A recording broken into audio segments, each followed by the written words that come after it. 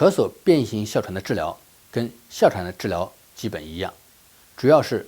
第一个缓解患者症状，我们可以用一些抗过敏的药物，减轻患者的过敏，减轻患者的咳嗽。同时，我们还可以吸入一些治疗支气管扩张的药物，比如说我们常用的舒立迭、辛必可等等。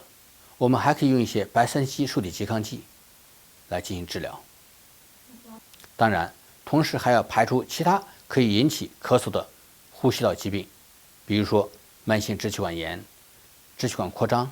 肺结核、肺癌等等。